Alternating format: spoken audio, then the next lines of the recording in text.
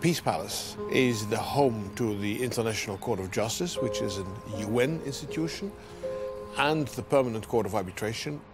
Next to that, there is a famous library of international law, and we also have an academy for students from all over the world. This is called the Hague Academy of International Law. The story started in 1899. That was the year that a large international peace conference was held at the initiative of Tsar Nicholas II, who felt that the money could better be spent on the economy than on the armies, and he wanted to have a conference about international disarmament. And that conference did not lead to an arrangement for disarmament, but it led to the view that conflicts could be settled by the use of the law and not by the armies.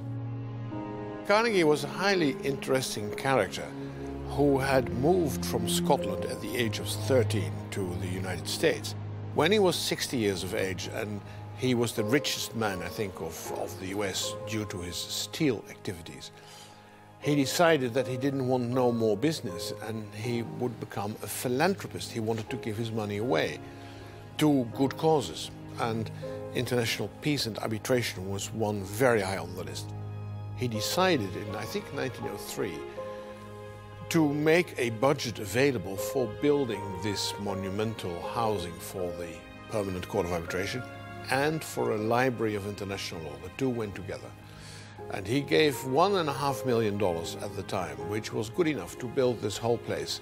And when the opening was a fact in 1913, he writes in his diary that this was the happiest day of his life.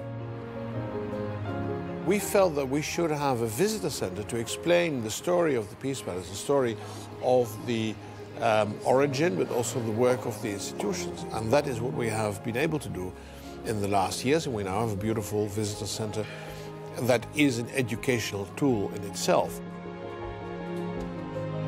I think we're very proud to be awarded this European Heritage label, because heritage it is. And heritage means that you go back to your past, you go back to your roots. And the peace conference that I spoke about of 1899 was the European nations and a few around it. And I think even nowadays you can see that the whole concept of Europe is built on the idea of a peaceful coexistence of partners.